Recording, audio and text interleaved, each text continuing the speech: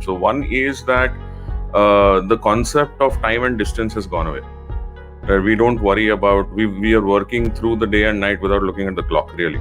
I've seen lots of people talking about, it doesn't matter if it's 7 a.m. or 7 p.m. or 3 p.m. or 8 p.m. or whatever, you're in meetings, you're doing this and all. So the time and distance is gone. And like Amit said, there's no traffic jam, so you're not wasting time in commuting and so on and so forth, right? So you're getting a lot of productive time which is happening. That's one part, the time and distance piece.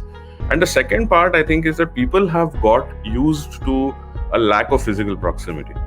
However much they hate it, but there is a level of convenience, right? So you don't have to actually go somewhere to consume a service or a product, right? Most of that gets delivered to your home. You're able to order it online at any point of time. The same thing happens for healthcare, right? Teleconsulting has picked up, digital therapeutics have picked up, and so on and so forth. So, where healthcare used to be, I have to go somewhere to get something done, I think that concept has changed a lot. And that's from the consumer point of view. Now, from pharma marketing or from the service provider's point of view, I think digital platforms create opportunities for service providers to gather a lot of data. What was not available with people or with service providers in the past in an offline world, where we knew precious little about customers. It used to be hard work to gather that information from customers, which is why there were third-party market research agencies and this and that. Now, today, your digital assets can give you all that information.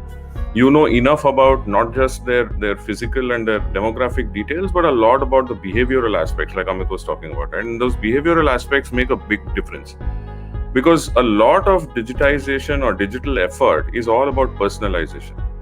Right now, the moment your interaction becomes impersonal, there is no obligation.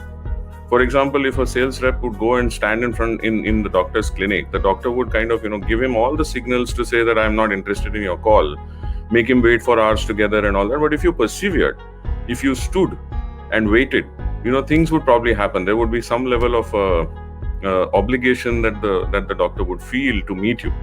In an impersonal world, that obligation doesn't happen. Right, so there is no obligation at all for the customer to connect with your digital, your email outreach or your webinar invite or your video request or whatever, So from that perspective, I think it is.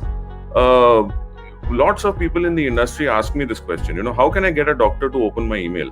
How do I make sure that the doctor attends my webinar? I don't think you can do that. You can't force anybody into doing anything. But what you can do is bring in personalization. If you are making things relevant, or you are reaching out to him or her with topics of their interest, I think that will, that is where the engagement happens.